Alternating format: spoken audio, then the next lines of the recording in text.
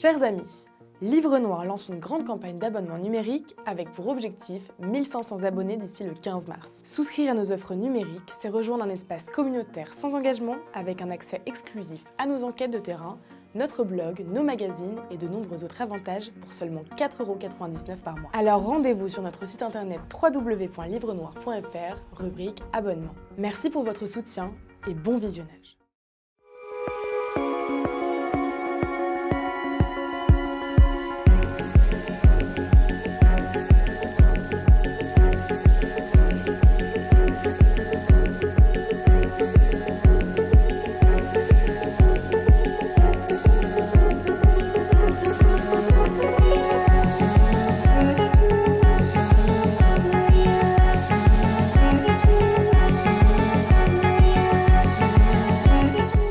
Bonsoir Jean-Yves Camus. Bonsoir. Alors vous êtes politologue spécialiste des droites et des radicalités politiques de façon générale. Vous êtes ou avez été membre de nombreux instituts comme la DILCRA ou l'Institut Jean Jaurès. Aujourd'hui, dans cet entretien, Livre Noir, nous allons parler des droites, de l'extrême droite, de la diabolisation, des dissolutions et de nombreux autres sujets. Traditionnellement, on commence ces entretiens par une citation. Celle-ci est de Georges Bernanos dans La France contre les robots. Capitalistes, fascistes, marxistes, tous ces gens-là se ressemblent. Les uns nient la liberté, les autres font encore semblant d'y croire. Qu'est-ce que ça vous évoque ? Ça m'évoque d'abord l'immense figure de Bernanos en général, c'est-à-dire de quelqu'un qui a très tôt suscité ma curiosité parce que c'était un homme de sainte colère, un peu comme Léon Bloy. C'est-à-dire quelqu'un qui, effectivement, avait une colonne vertébrale éthique et qui n'en déviait pas et qui passait au crible de son immense culture et de son œil perçant tous ses contemporains. Et on voit bien que dans la phrase que vous venez de citer, tout le monde en prend un peu pour son grade. Voilà, c'est un homme magnifique contre tous, Bernanos. Ça m'amène d'ailleurs à une réflexion d'actualité. Le plus beau film que j'ai vu, c'est un film avec Gérard Depardieu, qui s'appelle Sous le soleil de Satan. C'est une adaptation de Bernanos avec un Depardieu proprement inimaginable. On va commencer cet entretien maintenant effectivement, en vous posant une question que vous-même m'avez suggérée d'ailleurs, sur votre parcours. Comment est-ce que vous en êtes venu à vous intéresser justement aux droites, aux radicalités politiques ? On vous fait souvent intervenir sur le sujet de l'extrême droite. Pourquoi est-ce que vous en êtes venu à parler de ces sujets ? Moi, ce qui m'intéresse, c'est les droites. L'extrême droite, c'est contingent. L'ultra-droite, c'est encore plus contingent, puisque ce n'est pas une catégorie scientifique. Alors effectivement, je suis très souvent interrogé sur l'actualité, pour être précis, du Rassemblement national et avant du Front national. Mais ce qui, au début de mon parcours, m'intéresse, c'est la pensée de droite. Tout simplement parce que dans la ville où je vivais, Châtenay-Malabry, il y avait une bibliothèque municipale qui avait hérité d'une bonne partie de la bibliothèque d'un habitant illustre et totalement oublié, Sully Prudhomme, prix Nobel de littérature, qui avait dans sa bibliothèque pas mal de livres de Barès, pas mal de livres de Maurras, notamment un exemplaire dédicacé du Chemin de Paradis, que j'ai dû lire très jeune. Et puis cette bibliothèque avec sans doute des dons d'habitants déjà assez âgés, avait accumulé un fonds qui ne sortait pratiquement jamais. Henri Bordeaux, Paul Bourget, René Boilève, René Bazin, Abel Herman et Abel Bonnard. Bref, des auteurs déjà datés. Je vous parle là du milieu des années 70, des auteurs dont les ouvrages dormaient un peu sous la poussière et qui ont très tôt aiguisé Ma curiosité, d'abord parce que l'époque était à un conformisme gauchiste total et que les lectures de mes camarades de lycée m'ennuyaient prodigieusement, à commencer par le petit livre rouge. Enfin, j'étais pas non plus très allant pour Jean-Paul Sartre et tous ceux qui, à l'époque, dominaient le champ intellectuel. Et ce qui m'intéressait, c'était en fait de restituer une époque, de voir à quoi ressemblait vraiment, à travers ce qu'en disaient les littératures, la France de mes grands-parents qui étaient encore vivants, et puis aussi les endroits dans lesquels je me rendais. Je me souviens avoir lu Henri Bordeaux en prenant un train de nuit pour la Savoie, ou avoir lu comme ça d'autres auteurs en me rendant dans tel ou tel endroit qui était leur terroir. Lire Jean de La Varande quand on va en Normandie. Il me paraît difficile d'aller en Normandie sans lire La Varande. Donc je me suis très tôt intéressé à toute cette littérature que d'aucuns trouvaient totalement surannée. Moi, j'y ai trouvé, on va dire, une photographie en sépia de la France, d'une France qui était en train de disparaître, à une époque où la famille politique dont je me réclamais alors, qui était celle de ma famille, la famille gaulliste, était en train de céder la place à un pompidoliisme qui n'était jamais que un libéralisme dans tous les domaines qui disait aux Français « Dormez tranquille, bonnes gens, le crédit est facile, l'ascension sociale est assurée ». Au fond, l'horizon idéologique était déjà en train de dépérir. La fin de l'histoire, la sortie de l'histoire, ça vient après. Mais on sent bien, dès les années 60, la fin des années 60, le début des années 70, le milieu des années 70, qu'on est déjà un pays qui est en train de se perdre dans le consumérisme et l'individualisme. Et moi, ce qui m'intéressait, c'était ceux, même s'ils étaient morts, même si politiquement, ils n'avaient pas très bien tourné pour beaucoup, c'était ceux qui, précisément, me donnaient comme une image de la France passée, de cette France de province aussi que j'aime beaucoup, parce que je suis évidemment un citadin, mais j'ai passé une bonne partie de mon enfance et de mon adolescence en province, dans un endroit merveilleux qui s'appelle La Brière, celui que décrit Alphonse de Chateaubriand dans un de ses romans. Et je me sentais, je veux dire, connecté à cette partie de la France. Je n'aimais pas et je n'aime toujours pas le grand anonymat des villes. Et c'est par l'intermédiaire de la littérature que j'ai appréhendé les droites. Et puis ensuite est arrivé un événement politique, la percée du Front National, qui est survenu alors que j'étais en fin de scolarité à Sciences Po, puis ensuite à Paris 1, en sciences politiques. Et je crois avoir été un des premiers à m'y intéresser, avec naturellement Pierre-André Taguieff et Nona Mayer, qui ont été aussi très importants dans tout ce travail intellectuel. Et ce, à une époque où nos bons maîtres, à commencer par René Raymond, qui par la suite changea d'avis sur la question, disait, souvenez-vous, dans Les droites en France de René Raymond, dans l'édition de 82. Bon, oui, il y a aussi un petit parti qui s'appelle le Front National, mais tout ça, finalement, ce n'est qu'un épiphénomène de l'histoire des droites. Alors, les légitimistes, les orléanistes, les bonapartistes, il glissait quelques phrases sur la nouvelle droite, parce que c'était l'époque de la grande controverse de l'été 79, de l'après grande controverse de l'été 79 qui a vu cette campagne de presse contre la nouvelle droite. Mais tout ça a été pour lui épiphénoménal. Et tout le monde pensait après la même chose. Et je pense qu'on a été quelques-uns à avoir la prescience de... Oh, c'est tout simplement l'effet du hasard, en fait. Hein, que non, il pouvait se passer quelque chose, que cette force n'allait peut-être pas rester une force marginale. Voilà, et j'ai jamais vraiment décroché.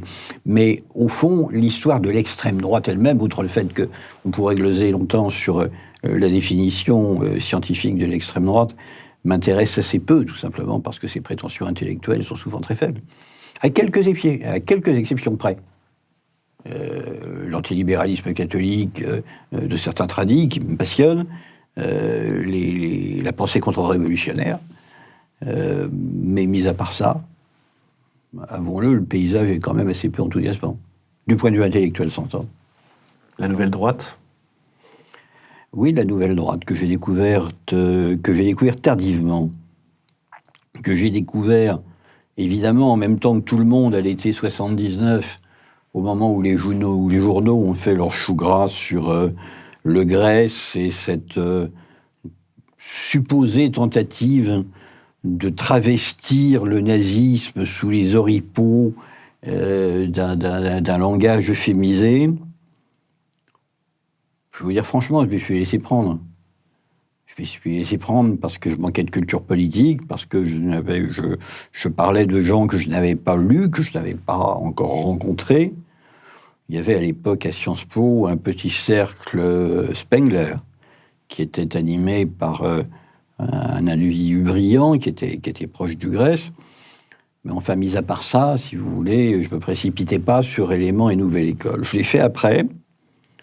Et je suis arrivé à la conclusion, qui est assez différente de celle de beaucoup de mes petits camarades, que lorsque quelqu'un tient un discours pendant un demi-siècle, je parle d'Alain de Benoît,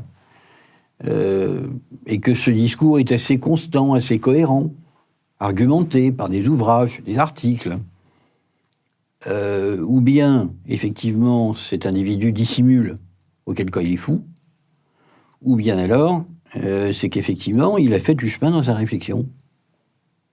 Donc, moi, je débat avec la nouvelle droite.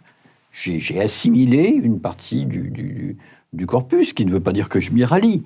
Ce qui veut dire que je suis dans une attitude dialogique, comme dit Alain de Benoît, qui consiste à lire ce qui se produit, à en tirer des leçons pour ma propre réflexion. Je peux des fois la trouver absolument passionnante, je peux de temps en temps ne pas accrocher avec ce qui reste dans les pages d'éléments, d'articles qui mettent en avant le patrimoine génétique, etc. Mais j'ai découvert, par exemple, quelque chose qui est assez fabuleux, c'est qu'en fait, l'histoire telle qu'on nous l'a enseignée, je ne sais pas pour vous, mais en tout cas, c'est mon cas. L'histoire de la France commence évidemment à Clovis. Alors, un petit peu avant, il y a effectivement Vercingétorix et les Gaulois. L'Antiquité, c'est l'Antiquité romaine et l'Antiquité grecque. Les Égyptiens. Mais les Indo-Européens, ils n'existent pas. Alors, est-ce que c'est un fantasme nazi, les Indo-Européens ? Non. Ni Benveniste, ni Dumézil, quand ils parlent des Indo-Européens, ne sont des nazis. Alors évidemment, c'est un objet compliqué parce que c'est une langue qui n'a pas laissé de texte, c'est une langue reconstruite. Il y a débat sur ce qu'était le peuple indo-européen, quel est son foyer d'origine, quel est le dernier foyer de dispersion. Il n'a pas beaucoup laissé de réalia, ce qui est toujours assez problématique pour les archéologues, mais ils ont existé. Et même si je ne m'en réclame pas, même si dans mon vécu quotidien, je ne me lève pas le matin en me disant « je suis un descendant des Indo-Européens », mais ça m'intéresse assez, en fait, lorsque je vais dans un endroit où il y a un site intéressant. Je l'ai beaucoup fait en Scandinavie, je l'ai fait ailleurs, d'avoir une petite bribe de ce qu'a été cette civilisation, ou ce qu'il en reste. La révolution conservatrice aussi, je l'ai découverte grâce à l'énorme volume d'Armin Mahler, qui a été publié par les éditions Pardès en 93, si je me souviens bien, et qui ouvre un continent. La révolution conservatrice, c'est un continent de lecture et de recherche qui peut occuper toute une vie. Alors, c'est évidemment pas pour ça que je vais prêter ma plume aux organes de la nouvelle droite, mais elle m'a ouvert des horizons. Je voudrais, alors le saut va peut-être être un peu brutal, mais je voudrais quand même revenir à aujourd'hui, à l'actualité brûlante. Il y a quelques jours de cela, dans le journal L'Humanité, Emmanuel Macron a dit, alors je cite, « Je n'ai jamais considéré que le Rassemblement national faisait partie de l'arc républicain ». Je voulais savoir ce que cette citation, cette phrase vous évoque, et surtout, qu'est-ce que c'est l'arc républicain dans le fond? Alors, ma première remarque, c'est de dire, moi j'avais l'impression que lorsque le président de la République recevait les chefs de partis politiques, il recevait aussi ceux du Rassemblement national. Et que par conséquent, il les considérait comme dignes d'être autour de la table des partis qui sont représentés dans les assemblées. Et les partis qui sont représentés dans les assemblées, c'est la représentation nationale. C'est des millions d'électeurs, que ce soit des députés de LFI ou des députés du RN. Ce sont des gens qui ont été élus dans des conditions régulières, qui sont membres d'un parti politique légal. Je suis assis sur la ligne de Gabriel Attal, qui consiste à dire, pour moi, l'arc républicain, c'est l'hémicycle. Un député en vaut un autre, il représente des électeurs qui valent les autres. Et je crois qu'il faut s'en tenir à cette ligne-là, parce que si on ne s'en tient pas à cette ligne-là,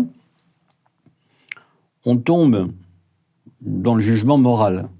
Or, la question de la représentation, par exemple, de tel ou tel parti à un hommage national, ça ne doit pas être un jugement moral. Ça doit être avant tout un jugement institutionnel. C'est un jugement aussi qu'il faut faire au regard du protocole de la République. Les chefs de parti présents au Parlement sont des gens qui ont leur place dans les cérémonies républicaines, parce que sinon, il faut faire le tri à chaque cérémonie. Donc, qui sera autorisé à assister aux cérémonies du 80e anniversaire du débarquement, par exemple? Qui sera autorisé à participer à la cérémonie de panthéonisation de Robert Badinter, qui aura sans doute lieu? Et là, on ne sera plus dans les obsèques de Robert Badinter, où naturellement c'est sa veuve qui doit avoir le dernier mot. On sera dans un hommage de la nation. Alors, est-ce qu'on dira... Vous savez, le Front National a défilé sous les fenêtres de Robert Badinter, place Vendôme, après l'abolition de la peine de mort, avec des slogans qui étaient franchement pas sympathiques, donc il ne doit pas être représenté quelques 40 ans après, à l'hommage qui sera rendu à l'ancien ministre de la Justice. On peut partir de ce principe-là, mais alors la politique n'est plus qu'affaire de morale. Et il n'y a plus de règles intangibles. Mais je suis assez contre cette vision des choses. L'arc républicain, qu'est-ce que c'est? L'ensemble des partis qui sont dans la représentation nationale, qui obtiennent des sièges dans nos assemblées, parce que si jamais un parti est considéré comme non républicain, il faut l'interdire. S'il est interdit, il ne peut plus présenter de candidat. S'il ne peut plus présenter de candidat, il n'a pas d'élu. Mais on sait que dans les années 90, certains ont demandé l'interdiction du Front National.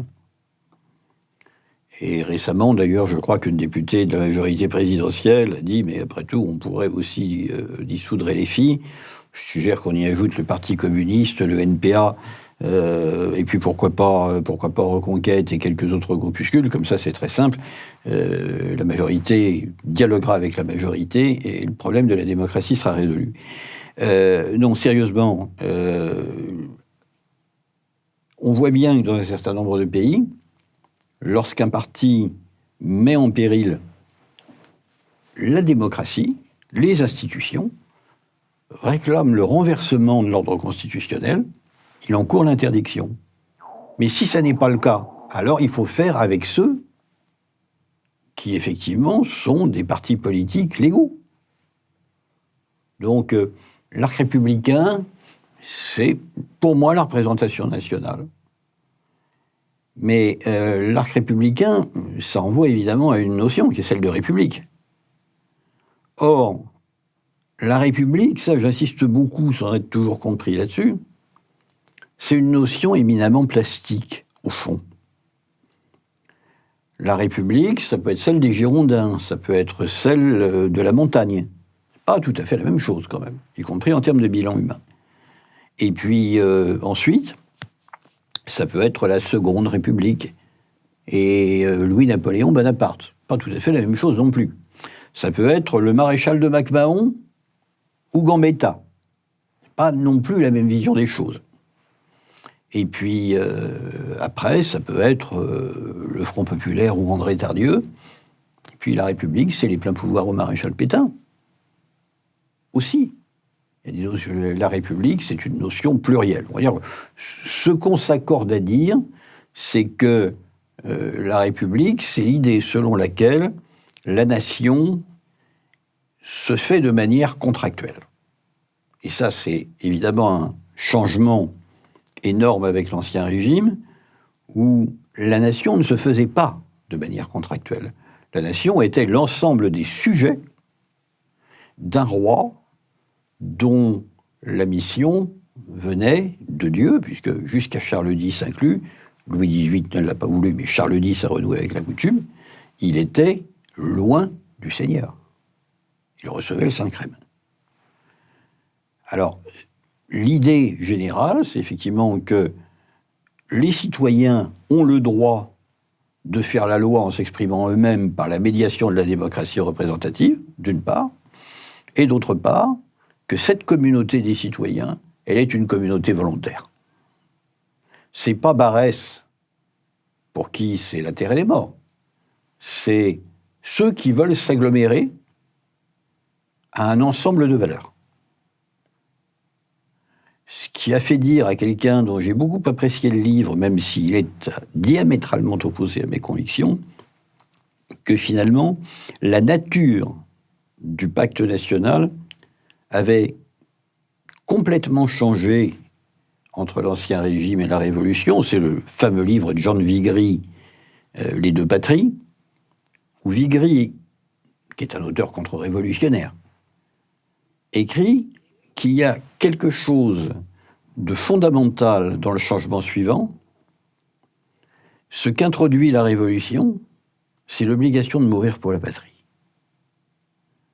Et ça, c'est quelque chose qui n'existe pas avant. L'armée de conscription n'existe pas sous l'Ancien Régime. On n'est pas obligé de donner son sang pour la patrie. Le roi lève des armées, mais il n'y a pas cette idée de se sacrifier pour la patrie. C'est un changement sur lequel, à mon avis, on n'a pas suffisamment réfléchi.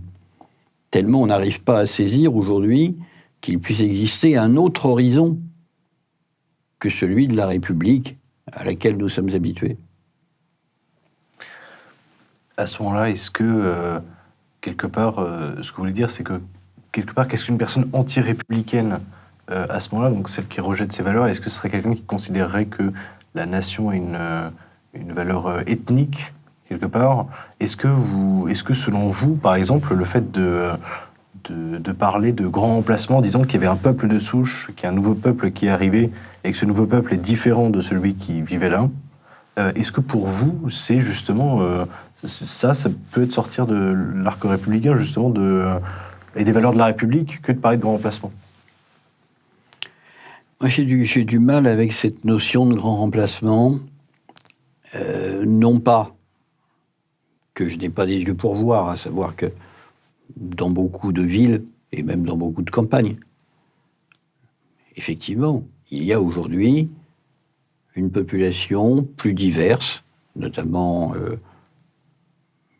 le nombre de personnes d'origine non européenne est plus fort qu'il l'était lorsque j'avais 10 ans. Oui, c'est un fait. Ce qui me gêne, c'est la notion de remplacement,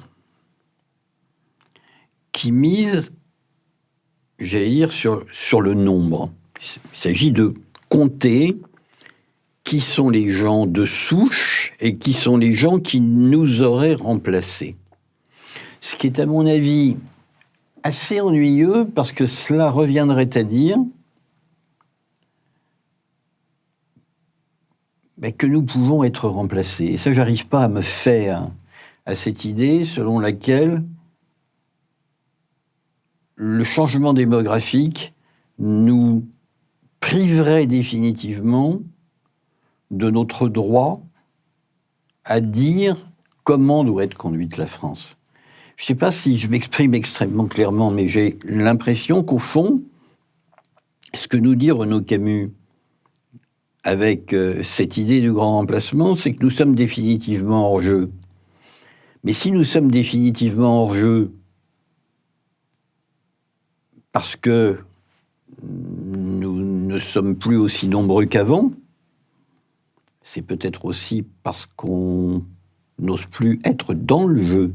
C'est peut-être aussi parce qu'on a abdiqué notre droit à la parole. Moi, je me souviens de l'époque de mon enfance, où déjà, la population d'origine extra-européenne était importante. On a l'impression, à lire Renaud Camus, qu'elle était résiduelle. Mais dans les années 60, elle n'était pas résiduelle du tout.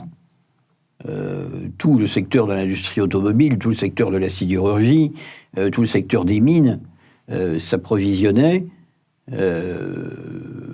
au Maroc, en Algérie ou ailleurs, en main-d'œuvre à bon marché, et les patrons qui allaient chercher ces ouvriers ne regardaient guère que la rentabilité de leur entreprise et les coûts du travail qui allaient à la baisse, et non pas quel était l'avenir de la nation. Le problème de cette période, c'est que nous avons considéré, et c'était une erreur, que cette population, comme on disait alors, repartirait à l'âge de la retraite. C'était une idée profondément stupide, à laquelle on a tous cru, qui s'est jamais produite une seule fois dans l'histoire. Des gens viennent, par millions, travaillent un temps, et puis ensuite, un jour, considèrent qu'en quelque sorte, leur contrat de travail étant terminé, ils repartent. Mais ma grand-mère maternelle est arrivée d'Italie du Nord en 1917, elle est jamais repartie. Et elle n'est que rarement retournée en Italie. Donc, on a eu, mais j'arrive pas encore à m'expliquer cette absence de sens des réalités. Il y a eu une époque où, de bonne foi, nous avons pensé que ces gens étaient des Gastarbeiter, comme on dit en allemand, des travailleurs invités. Et que, à un moment donné, l'invitation avait une fin. Alors on n'a pas pensé leur intégration, puisqu'ils n'étaient pas censés s'intégrer, ils étaient censés repartir. On n'a pas pensé non plus la place que l'islam allait prendre dans le paysage français. Parce que ces gens étaient finalement assez peu pratiquants, assez peu religieux. Je ne me souviens pas que mes camarades de classe d'origine maghrébine ou africaine aient demandé quoi que ce soit, d'ailleurs, par rapport à l'exercice du culte. Quand il y avait du porc à la cantine, ils ne mangeaient pas, ils mangeaient autre chose. Les demandes de lieux de culte étaient extrêmement rares, les gens priaient dans leurs préfabriqués ou chez eux. Et du coup, on a laissé passer des dizaines d'années sans penser le fait migratoire. Alors, aujourd'hui, moi je pense que la solution la plus... Enfin, le constat, en tout cas, le plus réaliste, c'est celui de Marine Le Pen, qui consiste à dire on va faire avec ceux qui sont là. C'est-à-dire être ferme avec ceux qui transgressent, mais il faut faire avec ceux qui sont là. N'en déduisez pas que je suis un futur électeur du Rassemblement national, mais je veux dire, par rapport à l'idée de la remigration, par rapport à l'idée de la manière de contrer donc cet afflux de population non européenne, je ne vois pas d'autre solution que de combiner la fermeté d'un certain nombre d'actions. Une reconduite à la frontière est faite pour être exécutée. Un imam qui tient des propos extrémistes doit être ou sanctionné ou expulsé, selon son statut. Mais en même temps, il ne faut pas se faire d'illusions. Nous ne pouvons pas, me semble-t-il, faire autrement que faire avec ceux qui sont là. Le fait que vous parveniez au même constat, en tout cas, que Marine Le Pen, et que d'ailleurs beaucoup de plus en plus de Français en fait partagent ces constats, voire ces solutions. On avait vu ce phénomène aussi avec Éric Zemmour en 2022, où il y avait de nombreux sondages qui qui montrait que sur les constats, généralement, il avait la majorité de la population avec lui. Ça montre quand même qu'il y a eu beaucoup de victoires idéologiques de la part de ce que nous, à Livre Noir, on appellerait la droite nationale, le camp national. Finalement, par exemple, là, le 27 février, il y a Jordan Bardella qui organise une convention exactement sur l'immigration. Tout ça, est-ce que ça montre que, il y a eu le Rassemblement national a eu des victoires idéologiques importantes et que c'est voué à perdurer? Est-ce que c'est lui qui a les bonnes solutions? Est-ce qu'on doit conclure que c'est lui qui a les bonnes solutions? Je n'en conclurai pas qu'il a les bonnes solutions. Je constate simplement que cette question de l'immigration, par exemple, comme la question de l'insécurité, elle a fait partie, pendant des décennies, des tabous de la gauche et d'une partie de la droite.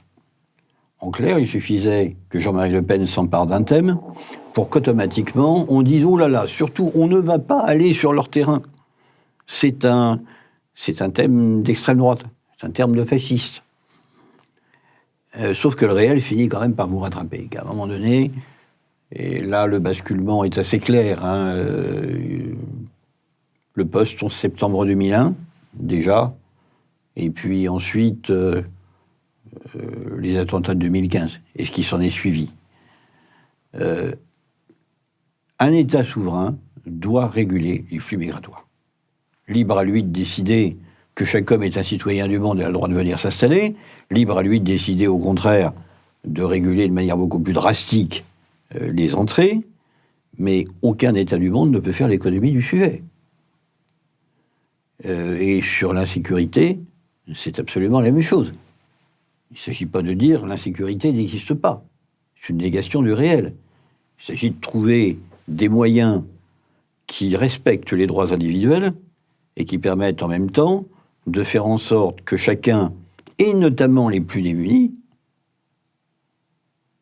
puissent ne pas vivre dans la crainte de se faire déposséder du peu qu'ils l'ont. Ce que je vous dis là, c'est pas une théorie d'extrême droite. J'ai entendu Jean-Pierre Chevènement dire exactement la même chose, notamment pendant la campagne présidentielle de 2002. Victoire idéologique, j'en suis pas sûr. J'en suis pas sûr parce que la vraie victoire idéologique, ce sera naturellement si Marine Le Pen est élue. On va dire qu'il y a déplacement du centre de gravité du débat. C'est-à-dire que on voit, même chez les Républicains, des hommes et des femmes qui sont en responsabilité et qui disent aujourd'hui, ces sujets ne sont plus tabous. Le problème, c'est que il reste à des... Enfin, on peut toujours les renvoyer, c'est ce que fait Marine Le Pen, c'est ce que fait Éric Zemmour aussi d'ailleurs, on peut toujours les renvoyer à leur bilan. Marine Le Pen ne manque pas de dire, mais rappelez-vous, à l'époque de Nicolas Sarkozy, on commence par nous promettre le Karcher, puis au final, on a plus d'entrées que lorsque Lionel Jospin était Premier ministre.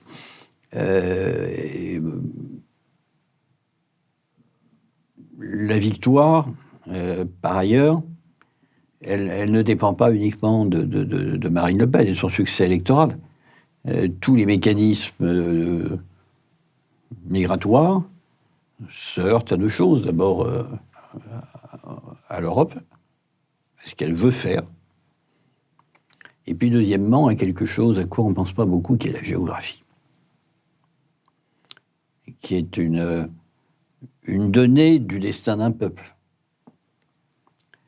Notre géographie, c'est d'avoir un flanc sud qui est en face de la Méditerranée, de l'autre côté de la Méditerranée, en face de l'Afrique du Nord. Amusez-vous un jour à faire une expérience qui est pas banale. Vous allez entre Toulon et Perpignan avec un mauvais autoradio dans votre voiture. Vous allez voir que vous captez plus facilement la radio algérienne en ondes longues que RTL. Pourquoi ? Mais parce que vous êtes en face. L'idée qu'on pourrait interrompre des flux migratoires qui sont constants, parce qu'encore une fois, mettez-vous à Marseille, mettez-vous devant la Bonne Mer, et regardez le flux des ferries qui passent. Tout ça ne va pas s'interrompre. On est prisonnier de notre géographie.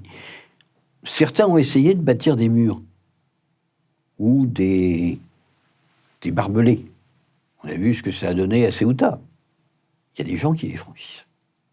Donc l'idée selon laquelle on va pouvoir fermer ne me paraît pas réaliste.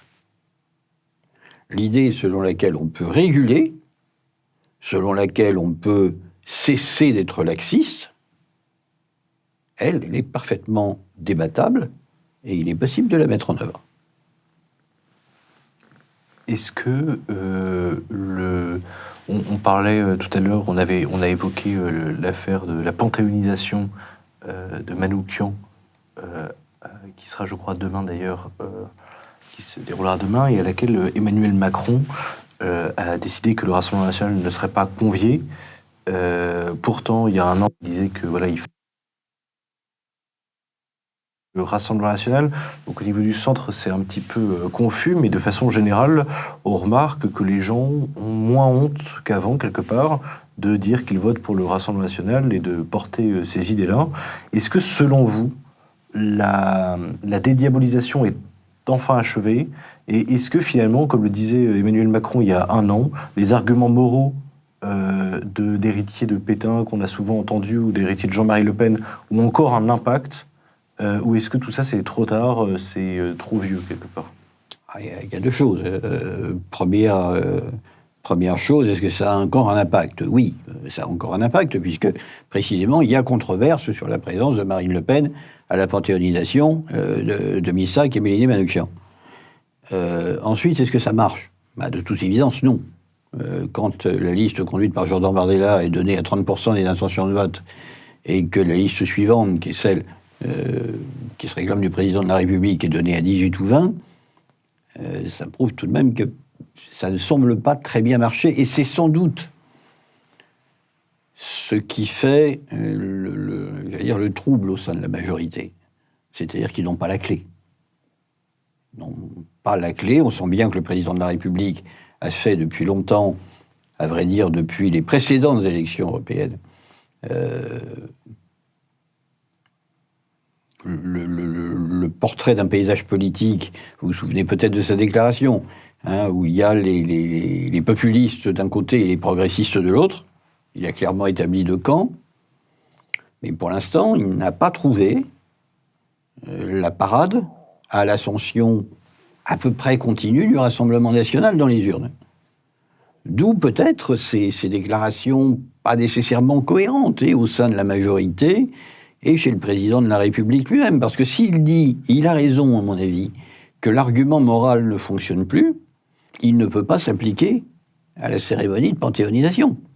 Naturellement, personne ne pense 2 minutes que parmi les fondateurs du Front National, et chez Jean-Marie Le Pen en premier, il y a une quelconque sympathie pour la résistance communiste, dont Jean-Marie Le Pen n'y pique pas.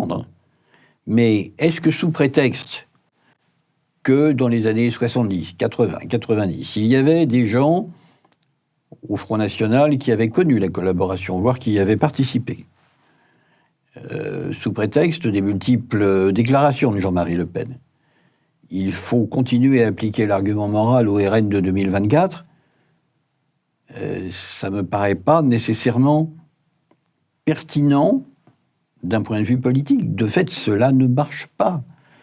Ça ne marche pas. L'immense majorité des militants du Rassemblement national aujourd'hui n'ont pas connu l'époque de Jean-Marie Le Pen.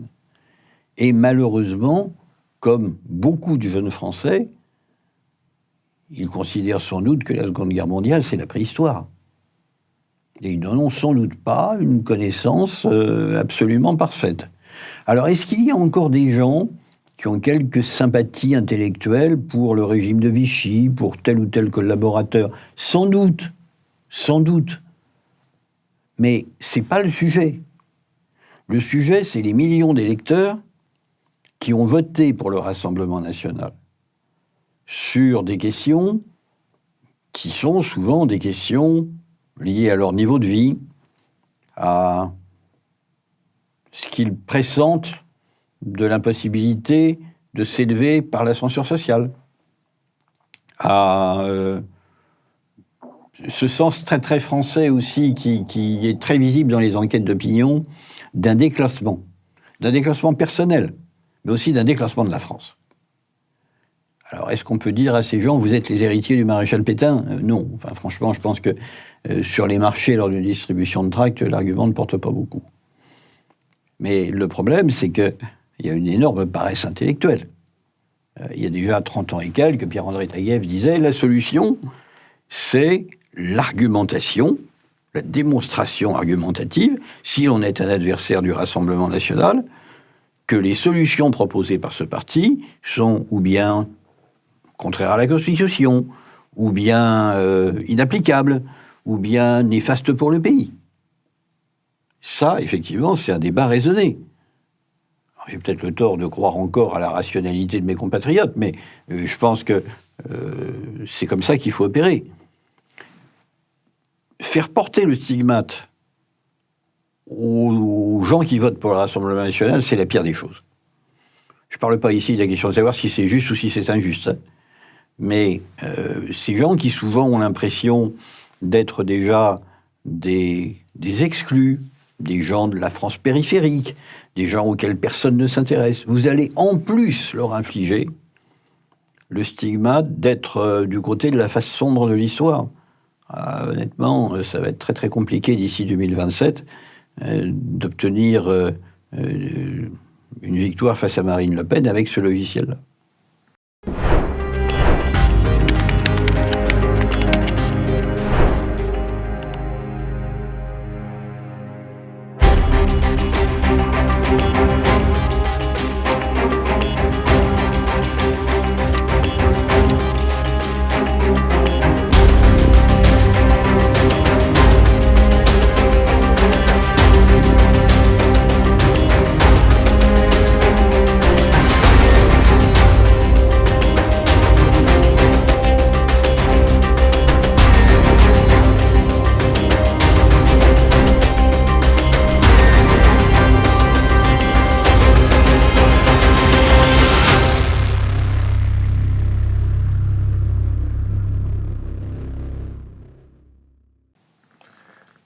Alors, au sein de la majorité, il y a quelqu'un qui est accusé par la gauche d'être d'extrême droite, c'est Gérald Darmanin. Et pourtant, ça fait depuis plus d'1 an et demi maintenant que Gérald Darmanin, en fait, opère régulièrement des dissolutions de groupes qui sont... alors qu'on pourrait qualifier, vous nous direz s'ils sont d'extrême droite ou pas, j'ai envie de dire, mais j'ai répertorié une petite liste. Alors ce sont des associations ou alors des événements. Il y a l'Action française, l'Institut Iliade, Academia Christiana ou même plus récemment la Citadelle à Lille, qui justement ont subi des anathèmes, voire des dissolutions de la part du gouvernement. Est-ce que vous pensez que c'est la bonne façon de combattre les idées, justement, de ces mouvances, d'ailleurs, et de ces associations? Il faudrait déjà déterminer si les membres de ces associations ont réellement des idées, ce qui, dans le cas de la division Martel, par exemple, me paraît quand même leur faire beaucoup d'honneur. Alors, première remarque, au bénéfice de l'âge, si Gérald Darmanin est un ministre de l'Intérieur d'extrême droite, souvenez-vous de Christian Menet, souvenez-vous de Raymond Marcellin. Je pense que au concours de celui qui est le plus à droite, ça n'est pas Gérald Darmanin qui doit se retrouver sur le banc des accusés. Gérald Darmanin croit, et visiblement le gouvernement le suit, qu'il existe un danger du côté de ce qu'on appelle communément l'ultra-droite.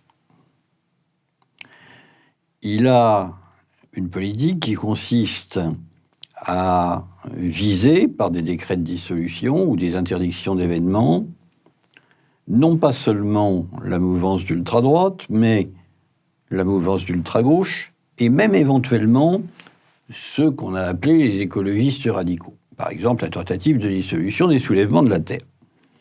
Le problème, c'est que ces trois mouvances opèrent d'une manière totalement différente qui rend la dissolution des groupuscules, je dis bien groupuscules, d'ultra-droite beaucoup plus facile que la dissolution des groupuscules d'ultra-gauche.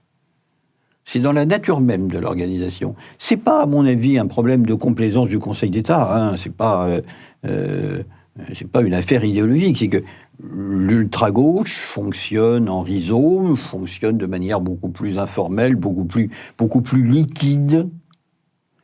Et au fond, les groupes constitués sont beaucoup moins nombreux qu'à l'ultra-droite. L'ultra-droite, lorsqu'elle s'organise sous forme associative, elle déclare son association.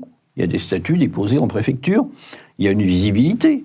Il y a, au besoin, une publication papier. Il y a, à tous les coups, un site internet, enfin, des réseaux sociaux. Vous pouvez beaucoup plus établir un panorama de la mouvance d'ultra-droite que de la mouvance d'ultra-gauche. C'est beaucoup plus facile. Alors moi, je suis très frappé par le fait que dans les manifestations d'extrême gauche où l'ultra-gauche fait son coucou, par exemple les gens qu'on appelle les Black Blocs. Les Black Blocs, c'est pas, je rappelle, Black Bloc, c'est pas un mouvement. C'est une formation, c'est une manière d'appréhender la manifestation et d'y être présent. Est-ce que les Black Blocs distribuent des tracts ? Non. Le fameux comité invisible de Julien Coupat a distribué dans les manifestations récentes un tract où il mêlait dictature sanitaire, dictature capitaliste, dans un salmigondi qui était assez peu compréhensible et qui tenait sur un recto. On a un appauvrissement de la pensée d'extrême gauche qui est absolument considérable depuis les années 70. Donc, l'extrême gauche fait beaucoup moins les frais de la dissolution que l'ultra-droite. Alors, qu'est-ce que c'est que l'ultra-droite ? Ça, c'est une question théorique intéressante. Nous, politistes, on ne sait pas très bien ce que c'est. Il n'y a pas de définition, j'allais dire en sciences politiques, qui tienne à peu près debout. L'ultra-droite est née d'une évolution de nos services de renseignement. Alors, on va rappeler un petit peu, pour ceux qui n'ont pas connu, il y avait, jusqu'aux années 90, un service de renseignement intérieur qui s'appelait les renseignements généraux. Les renseignements généraux surveillaient tout. Surveillaient tout de manière déjà assez ouverte, souvent. Ils avaient des relations avec certains syndicalistes, avec les mouvances qu'ils suivaient. Ils suivaient les manifs, ils suivaient les gens. Mais ils se sont, à un moment donné, laissés embarquer dans une dérive qui a débouché sur un scandale, et qui était la pose de micro sous je crois que c'était un bureau national du Parti socialiste, qui, naturellement, n'était pas extrêmement malin et a fait un grand barouf. À partir de là, le gouvernement a décidé de remettre à plat le rôle et l'organisation des renseignements généraux et de ne plus les autoriser à surveiller les partis politiques. Parce que l'ERG surveillait les partis politiques. Tous. On a donc sorti les partis politiques du champ du renseignement intérieur. Vous êtes un parti politique dûment enregistré et légal, vous n'êtes pas surveillé. Alors qu'est-ce qui restait à surveiller, au fond, dans le champ politique ? L'ensemble des menaces pour l'ordre républicain. L'ultra-droite. Parce que l'extrême droite, c'est-à-dire le Rassemblement national et avant lui le Front national, échappe précisément à cette surveillance. Ce sont des partis représentés au Parlement. Donc, le renseignement intérieur n'a plus le droit de les surveiller. Donc, il se concentre sur une autre catégorie, qui sont ces groupuscules, nombreux, mais qui ne représentent que, c'est les chiffres du ministre de l'Intérieur, aux alentours de 3000 personnes, chiffre qui n'a pas bougé depuis une bonne quinzaine d'années. Sur ces 3000 personnes, 1300, nous dit le ministre, qui sont fichés S.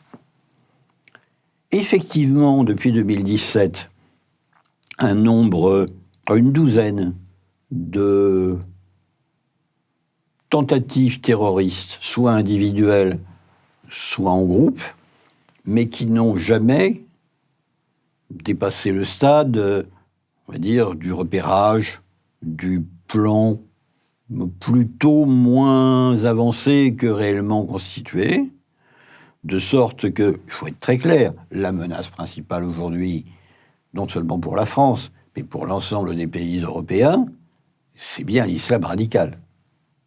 L'ultra-droite arrive bien derrière, puisque dans tous les procès qu'on a connus depuis 2017, il commence à y en avoir un certain nombre, on voit bien quand même que le stade de préparation était relativement rudimentaire. Alors il y a des armes qui se baladent, effectivement. Il y a des individus qui ont une détestation de la démocratie et du spectre politique républicain qui les pousse à échafauder des projets. Mais enfin, fort heureusement, l'acte n'est pas au rendez-vous. L'ultra-gauche, c'est autre chose. C'est d'abord une mouvance que je connais beaucoup plus mal, parce que, bon, je n'ai pas une appétence particulière pour la lecture de leur production intellectuelle. L'ultra-gauche et une partie des écologistes les plus radicaux se retrouvent sur quelque chose qui me paraît fondamental, c'est la rhétorique de l'urgence. On va prendre le cas des écologistes radicaux. Il y a 30 ans, 40 ans, les écologistes disaient « Nous allons nous transformer en parti politique pour faire avancer la cause de l'écologie par la participation au pouvoir, d'abord à la représentation nationale, puis ensuite au pouvoir. » C'est ce qu'ils ont fait. À l'époque, on savait naturellement que le climat ne prenait pas un tour extrêmement bon, mais on ne parlait pas, comme aujourd'hui, d'un réchauffement climatique qui met en danger l'existence de l'espèce humaine à l'horizon d'une ou deux générations. Aujourd'hui, les partis écologistes ont, j'allais dire, grappillé tout ce qu'ils pouvaient grappiller par l'intermédiaire de la réforme, et ils ont en face d'eux des militants qui disent « Mais attendez, la réforme, ça ne marche pas. Nous sommes au bord de la catastrophe, au bord de la 6e extinction. Ce qu'il faut proposer, ce n'est pas des amendements parlementaires, c'est de l'action maintenant. » Et la rhétorique de l'urgence, c'est là ce site particulier qu'elle débride totalement les individus. Le cadre légal peut être transgressé puisqu'il y a danger de mort, de disparition. Donc vous n'êtes plus tenu par rien. Et c'est là qu'il y a un risque réel, à mon avis, qui va bien au-delà de ce qu'on a vu à Sainte-Soline, entre autres, de l'émergence de vraies actions violentes pour faire avancer cette cause. On n'en est pas encore là, mais c'est quelque chose qu'il faut quand même avoir à l'esprit. Et alors là, on parlait surtout effectivement des groupuscules. Il y a par exemple Academia Christiana récemment qui avait été aussi dissoute par Gérald Darmanin. Academia Christiana, je ne sais pas si on peut exactement appeler ça un groupuscule, mais c'est en tout cas, c'était qualifié comme étant par les identitaires, c'était qualifié comme étant le vaisseau amiral de leur cause. Est-ce que il y a aussi, selon vous, au-delà du risque potentiellement dangereux pour la société que ça pourrait représenter, est-ce qu'il y a une volonté de la part du gouvernement tout simplement d'interdire certaines opinions, ou en tout cas d'empêcher qu'elles se propagent trop? Oh, qu'elles se propagent trop, il faut quand même mettre les choses à leur place. Academia Christiana me semble, à moi qui n'en ai jamais rencontré les animateurs, ni assisté à aucun de leurs événements, être un groupe qui rassemble plusieurs centaines d'individus et son université d'été. Mais enfin, de leur propre aveu, c'est entre 300 et 400, je crois. C'est pas un phénomène qui est en train de submerger la jeunesse. Donc, la question, c'est quelle est la fonction de ces dissolutions et quelle est leur utilité? La fonction, c'est de montrer que le gouvernement a l'œil sur toutes les formes de radicalité qui peuvent déboucher sur des actions violentes. Très bien, c'est son rôle, il est dans son rôle. Mais est-ce que ça marche? Quand on regarde le bilan des dissolutions depuis 2013, la réponse est non. Alors, une dissolution, c'est un signal. C'est d'abord toujours un acte politique. Il faut le prendre comme tel. C'est un signal donné par le gouvernement à un groupe, quel qu'il soit, attention, on vous a à l'œil. Attention, voilà, vous êtes arrivé à un seuil où nous supposons que vous allez aller un petit peu plus loin et ça ne nous convient plus. Ça peut être, par exemple, pour Génération Identitaire, le fait que les militants de Génération Identitaire aient un peu pris les compétences de la gendarmerie et de la police en effectuant des patrouilles anti-migrants, on va les appeler comme ça, dans les Alpes et dans les Pyrénées. Alors là, effectivement, c'est, à mon avis, le saut qu'il ne fallait pas faire. Mais est-ce que ça marche ?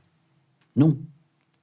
Vous ne pouvez pas empêcher des idées de perdurer, vous ne pouvez pas empêcher des gens véritablement déterminés de recommencer l'aventure sous un autre nom. Alors évidemment, vous avez la procédure de reconstitution de ligue dissoute qui donne lieu à des condamnations, mais d'abord, ce sont des condamnations pécuniaires. Vous risquez de la prison avec sursis, une amende. C'est pas réellement dissuasif. Il n'y a que dans des pays comme l'Allemagne que vous risquez de la prison ferme. Et puis, en même temps, vous avez des individus, ça, je crois qu'il faut le comprendre, hein, dans tous les combats politiques. Ça vaut depuis les révolutionnaires bolcheviques jusqu'aux militants d'ultra-droite. Vous avez des individus qui sont prêts à donner leur vie pour la cause. L'œuvre française est dissoute en 2013. Yvan Benedetti milite encore en 2024. Je n'ai pas l'impression qu'il ait évolué dans ses idées et qu'il ait l'intention de les abdiquer. Vous aurez toujours des gens de ce type. Est-ce que vous pensez que... Vous disiez qu'il y avait un chiffre constant d'à peu près 3000 personnes qui appartenaient à cette mouvance depuis un certain nombre Je n'ai pas les moyens. Moi, je suis un observateur extérieur. Je peux dire combien de personnes je vois dans une manifestation de voie publique. Mais je ne peux pas certifier que ces chiffres sont exacts. Je ne peux pas dire à l'unité près, mais je pense que si le ministère de l'Intérieur les donne, c'est a priori qu'il a les moyens de les vérifier. Oui, c'est 3000 personnes. Et à ce moment-là, est-ce que c'est uniquement un effet de loupe, que l'impression qu'effectivement il y a une sorte de renouveau de ces groupes, des associations d'extrême droite. On a l'impression aussi que finalement, avec la normalisation de certaines idées, il y a eu une libération de la parole pour beaucoup. Et puis, voilà, il y a des idées qui sont représentées aujourd'hui qui n'étaient pas forcément avant. Je pense par exemple la cocarde étudiante, par exemple, qui défend des idées qui autrefois n'étaient pas défendues dans les universités. Est-ce qu'il y a quand même une forme de mouvement, selon vous, qui pourrait se rapprocher de la droite, de ce que nous on appellerait la droite nationale ? Sur la longue période, encore une fois, au bénéfice de l'art, je n'en suis pas persuadé. C'est-à-dire que, oui, vous avez effectivement la cocarde étudiante aujourd'hui qui défend, on va dire, des idées nationales sur les campus universitaires, mais enfin, j'ai connu, moi, l'Union des étudiants des droites à Sciences Po, j'ai connu le GUD à l'université, j'ai connu effectivement l'UNI, dont il faut rappeler quand même que la création date de l'immédiate après mai 68. Et dont pas mal d'éléments étaient, on va dire, des nationaux. Voilà. Donc, l'UNI a été un syndicat puissant. Le problème de l'UNI, c'est la relation structurelle qu'elle a avec l'appareil de la droite parlementaire. Enfin, on va dire, aujourd'hui de LR, comme hier de l'UMP. Donc cet entre-deux qui fait que beaucoup de ces militants sont des nationaux, mais que tout de même, je ne veux pas dire qu'ils sont une courroie de transmission, mais ils sont très proches, très encadrés par les partis politiques de la droite post-gaulliste. La cocarde ne l'est pas. C'est peut-être ce qui fait son succès, mais encore une fois, son succès, il faut rester dans des proportions modestes. Les animateurs de la cocarde que j'ai pu rencontrer me donnent le chiffre de 500 militants. Ça n'est pas non plus un tsunami politique. Et les élections universitaires, les élections au Crous qu'on a connues récemment, sont des élections qui mobilisent très peu. Donc vous pouvez avoir un quorum extrêmement bas qui vous permet effectivement d'être représenté dans les instances de Sion. Mais l'université reste tout de même très majoritairement, et les résultats des élections au Crous le prouvent, ancrée à gauche. C'est d'ailleurs le syndicat étudiant plutôt proche de LFI qui prend désormais l'ascendant sur celui qui est plutôt proche, on va dire, de la gauche social-démocrate. Vous avez évoqué les Républicains, ça me fait penser une question que j'avais, c'est depuis 2022, et même d'ailleurs depuis 2017 aussi, on a l'impression que les Républicains sont quand même tiraillés entre deux sortes de pôles d'attraction, un qui se situerait à leur droite et un autre qui se situerait à leur gauche, donc au niveau du centre. On sait qu'il y a eu des transfuges dans les deux sens d'ailleurs. Par exemple, des personnes comme Thierry Mariani qui se sont rendus au Rassemblement national, ou alors, dans l'autre sens, Édouard Philippe, Gérald Darmanin, Bruno Le Maire. Est-ce que pour vous, les Républicains représentent aujourd'hui un courant politique à part entière, ou est-ce qu'ils sont un agrégat de deux courants majeurs qui sont aujourd'hui divisés ? C'est une question complexe parce que moi je fais partie des gens qui, je vous l'ai dit, étant né dans un milieu gaulliste, ayant été un militant gaulliste, ont considéré, et je me souviens toujours de la phrase que mes parents et mes grands-parents ont prononcée à la mort du général de Gaulle, qui est maintenant c'est fini. Tout ce qui venait après, y compris le pompidolisme, nous paraissait être un ersatz ou un début de décomposition. Il n'y a pas de général de Gaulle de la droite. C'est une figure qu'on trouve une fois par siècle.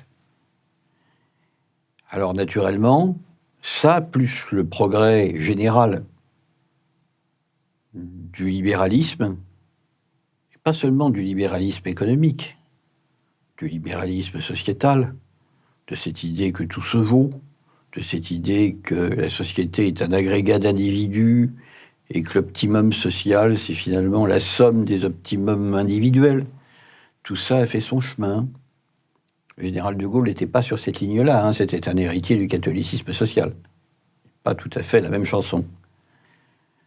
Donc il est assez naturel qu'aujourd'hui, une bonne partie du camp post-gaulliste se retrouve autour on va dire, d'un corpus idéologique qui d'abord est quand même très peu idéologique, très peu théorisé, et qui consiste en gros à expliquer que de manière assez naturelle, la droite est légitime à estimer que le pouvoir lui revient. Mais ça suffit pas. Ou ça suffit plus. Cette droite, par ailleurs, elle a du mal à se sortir de l'évolution de la construction européenne qui va dans un sens quand même de plus en plus, alors fédéraliste, mais le mot n'est jamais prononcé, ou quasiment jamais. Elle ne peut pas revenir au logiciel du marché commun. Et elle ne le veut pas, parce que c'est avant tout une droite du laisser-faire, laisser-passer.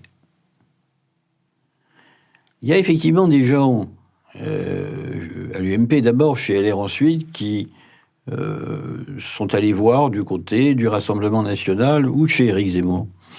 Moi, ce qui me frappe, c'est que pour l'instant, aucun parlementaire en cours de mandat, je dis bien en cours de mandat, n'a effectué justement ce saut, n'a dit, écoutez, moi, ça ne me convient plus, je passe au RN. Thierry Mariani a rejoint le RN après avoir été défait aux législatives. Jérôme Rivière aussi. Sébastien Meurant, c'est un peu différent. Il l'a d'abord fait sans le faire, et ensuite, aussitôt l'a-t-il fait, qu'il a été battu. Mais on n'a pas de transfuge en cours de mandat, de gens qui posent un acte, qui explicitent pourquoi ils s'en vont et pourquoi ils vont là. Alors que ça a existé dans les années 80-90. Ça a existé, par exemple, en 1986, quand Jean-Marie Le Pen fait des listes pour les législatives, profite de l'introduction de la proportionnelle, qui s'intitule « Rassemblement national ». il fait venir François Bachelot, Pierre Sérac, Yvon Briand, Olivier d'Ormesson, qui viennent de l'horizon de la droite de gouvernement, comme on disait alors. Dans les années 80, un sénateur CNI de l'Aisne, avec un pédigré de résistance tout à fait honorable, par ailleurs Gilbert Devèze, quitte en cours de mandat et passe au FN. Dès 1984 ou 5, un député de La Réunion, Jean Fontaine, apparenté centriste, fait exactement la même chose. C'est, à ma connaissance, le premier député du Rassemblement national, avant 1986. Et avant encore, vous avez au plan municipal Charles de Chambrun, ancien secrétaire d'État de Georges Pompidou, qui est élu de sa ville du département du Gard, c'est, si je ne m'abuse, Saint-Gilles, qui est un peu le fief familial de la famille de Chambrun. Et Charles de Chambrun fait défection et passe de la droite de gouvernement au Front National. Il devient donc le premier maire Front National, avant 1995. Mais des gens qui, en fait,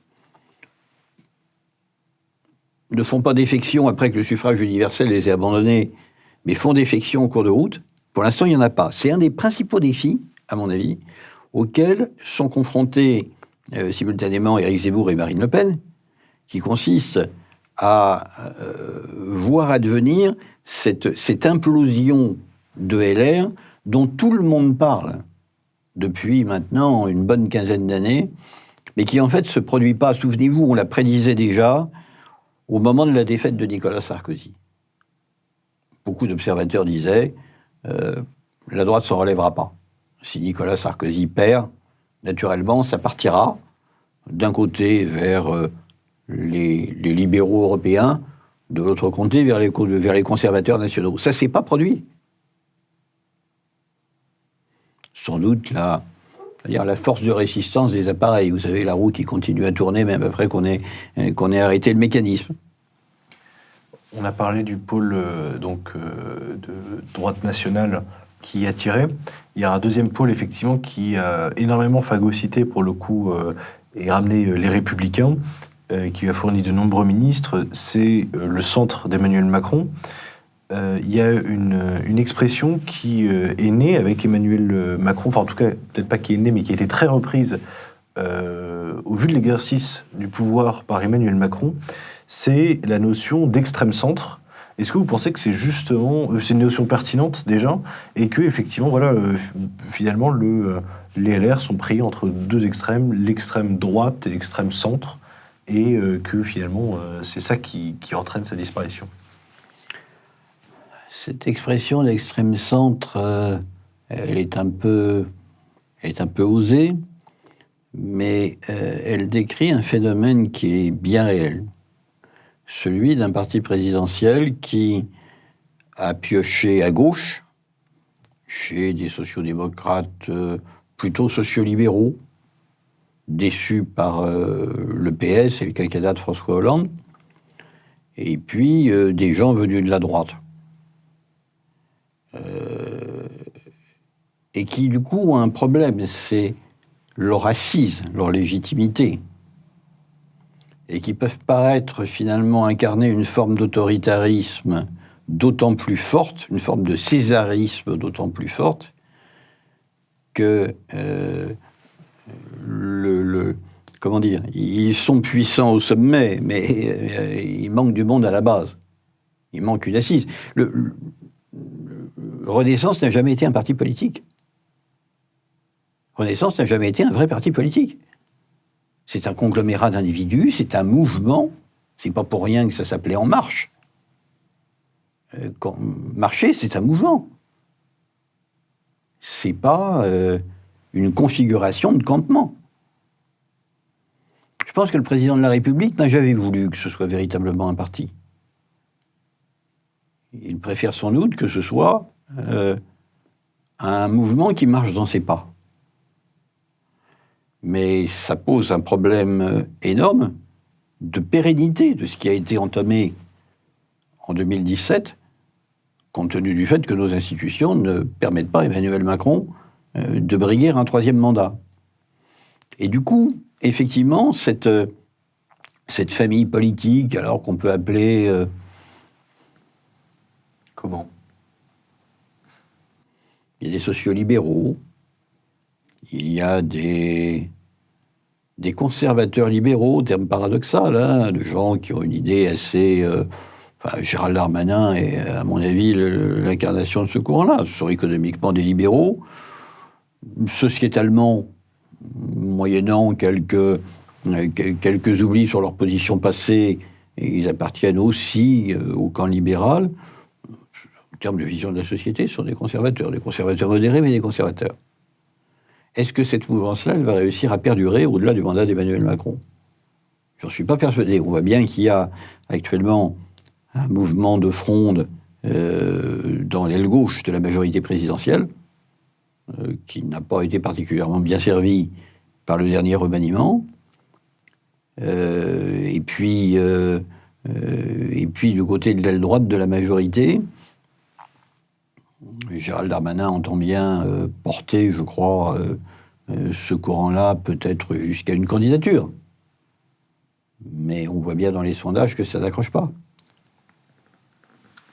Vous dites que, enfin, en fait, je comprends bien ce que vous dites, c'est que effectivement le centre, c'était une fusion tout simplement de l'aile droite de la gauche et de l'aile gauche de la droite. Ça n'a jamais vraiment existé en France, le centre. Et alors justement, s'il n'existe pas de centre au sens autre que celui d'un conglomérat quelque part de ces individus, il y a quand même une sorte de pensée centriste qui essaye de naître avec Franc-Tireur, Raphaël Enthoven, Caroline Fourest, qui essaye... Alors Franc-Tireur qui est quand même, pour le coup, un journal ouvertement soutien d'Emmanuel Macron, qui essaye de construire une forme de pensée qui se baserait sur l'humanisme, le progressisme et quelques valeurs qui vont dans ce sens-là. Est-ce que vous pensez qu'on peut aboutir un jour à une forme de pensée centriste, peut-être extrêmement moderne, au sens philosophique du terme? Je me méfie de la modernité. Je crois que c'est la première fois que je le dis, mais il faut que je l'assume. Donc je me méfie de la modernité comme mantra. Je ne suis pas partisan du retour aux cavernes, rassurez-vous, mais je me méfie de la modernité comme mantra. Franc-Tireur est un journal qui marche bien, semble-t-il. C'est un succès commercial. Sa pensée est résolument progressiste sur les questions sociétales, résolument, j'aime pas beaucoup ce terme un peu désuet, mais antifasciste. Son opposition tant au RN qu'à Éric Zemmour est dans l'ADN du journal. Après, le problème, c'est est-ce que cela va déboucher sur la construction d'un mouvement politique? Certains s'y sont essayés, ça s'appelait le Printemps républicain. Ça n'a pas marché. Ça n'a pas marché parce qu'à mon avis, le président de la République n'a pas voulu que ça marche. Il avait la possibilité, là, d'avoir une composante supplémentaire de sa majorité sur des valeurs à la fois progressistes, humanistes et, ça n'est pas la moindre des caractéristiques, profondément laïques. Bref, est-ce que ça donnera lieu à la constitution d'un mouvement populaire? J'en suis pas certain. Si déjà ça débouche sur la construction d'une école intellectuelle qui a la force d'attraction, la force de persuasion de ce qu'a pu être le libéralisme antitotalitaire des années 70, ce sera déjà un résultat appréciable. D'un autre côté, vous dites que c'est résolument progressiste, mais il y a aussi une lutte chez Franc-Tireur contre ce qui est communément appelé le wokisme aujourd'hui. Alors le terme est un peu galvaudé, mais en tout cas contre les combats intersectionnels, contre l'indigénisme. Et est-ce que finalement, justement, ce journal Franc-Tireur, c'est pas la synthèse de tout ce qui se fait de plus républicain en un sens? Est-ce que c'est pas ce qui essaye d'embrasser le plus les valeurs de la République française telles que... De la République laïque et universaliste, oui. face au risque réel, palpable, d'émiettement de la société et de disparition du collectif, de disparition de la nation, dissoute à l'anglo-saxonne dans une juxtaposition de communautés. Oui, c'est probablement l'ADN de ce journal. Oui. Mais encore une fois, pour que nous échappions à l'émiettement communautaire et à la disparition de l'universalisme, il faudra, à un moment donné, que cette pensée se transforme en mouvement politique. Je ne dis pas par là que les gens qui écrivent dans le journal ont un destin politique. Je ne pense pas qu'ils le souhaitent. Mais à un moment donné, il faudra que ces idées s'incarnent parce qu'on n'a pas encore trouvé de substitut. Quelque chose qui, à défaut d'avoir la forme parti, participe au jeu électoral. Dernière question. Il y a plusieurs mois de cela, il y a Amin El-Khatmi, qui était un membre éminent du Printemps républicain, qui en a claqué la porte, et puis qui s'est fait remarquer ces derniers mois par des prises de position qui étaient plutôt favorables, étonnamment, au Rassemblement national, qui était autrefois très critiqué. D'ailleurs, beaucoup de personnes qui sont des chantres de la laïcité, en fait, se sont retrouvées finalement dans le même camp que le Rassemblement national. Est-ce que vous pensez qu'aujourd'hui, ce parti, aussi à sa manière, finalement, est pleinement républicain au-delà de la question de la représentativité de la population? Est-ce que vous pensez que c'est un parti qui est pleinement républicain et qui finalement a pour ambition de porter les valeurs de la République telles qu'elles ont été portées par le passé par des personnages comme celui qui était à l'origine de la Constitution, donc le général de Gaulle? Non, dans l'ADN du Front National, il y a un antigaullisme qui est compréhensible, qui est le résultat de l'époque. En 1972, on est 10 ans très exactement après la fin de la guerre d'Algérie. Mais il n'y a pas eu de reprise sur la marchandise. Jean-Marie Le Pen n'a jamais caché son antigaullisme principiel. Il a toujours expliqué pour quelles raisons il était antigaulliste. Des raisons liées à la fois à l'immédiate après-guerre et à l'épuration, et ensuite à l'attitude du général pendant l'affaire algérienne.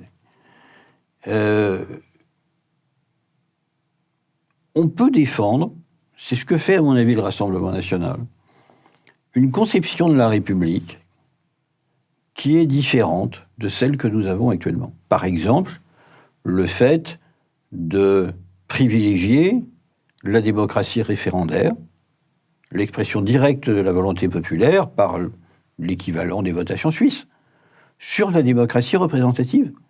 C'est une possibilité. Ça n'était pas le choix du général de Gaulle, mais c'est parfaitement défendable. Le seul problème qui reste, mais il est crucial, c'est celui de la préférence nationale. C'est-à-dire que dans l'état actuel de notre Constitution, je ne porte pas de jugement de valeur sur la nécessité de l'instaurer ou non, il faut un changement de Constitution pour que la préférence nationale s'applique, telles que, par exemple, les 22 mesures pour 2022 qui tenaient lieu de programme présidentiel à Marine Le Pen le conçoivent. C'est-à-dire que dans les 22 propositions pour 2022, la préférence nationale, c'est l'accès prioritaire aux emplois et au logement, par exemple. Dans l'état actuel des choses, ça n'est pas faisable. Évidemment, s'il s'agit de devenir fonctionnaire de la République, par construction, et depuis l'origine de la République, cela n'est possible qu'en étant citoyen français. Donc il y a encore effectivement cet obstacle-là qui ne met pas le RN hors du champ républicain, mais lui fait porter une conception différente de celle de la Ve République. Merci beaucoup Jean-Yves Camus d'être venu pour cet entretien. Voilà, donc je rappelle à nos auditeurs, vous êtes politologue spécialiste des droites et des radicalités politiques. Je rappelle également à nos auditeurs que nous lançons une grande campagne d'abonnement numérique. Alors, si vous voulez en savoir plus, n'hésitez pas à consulter nos réseaux sociaux et à vous rendre sur le site internet www.livrenoir.fr. Merci beaucoup Jean-Yves Camus. Merci et bonsoir. En 2023, c'était 40 000 migrants qui sont arrivés ici. C'est une augmentation qui est exponentielle. C'est un peu comme si tout était organisé pour qu'on ne le voit pas. C'est un témoignage qu'on retrouve dans de multiples cités, de résidents de ces cités qui demandent en réalité que l'État cesse sa lâcheté et qu'on retrouve la tranquillité publique. Je pense notamment à Étoine Léaumont qui a passé son week-end à faire des citations de la Bible. Alors c'est merveilleux, on l'a rendu évangéliste. Il y a également des liens entre ces personnalités d'extrême gauche. Par exemple, Raphaël Arnaud, qui est porte-parole de la Jeune Garde de Lyon, est également proche de la NUPES. Quand on se retrouve avec le quart des personnes aujourd'hui qui sont attaquées, qui font partie des forces de police, c'est bien qu'il y a un problème, parce que ce sont eux qui sont là pour nous défendre.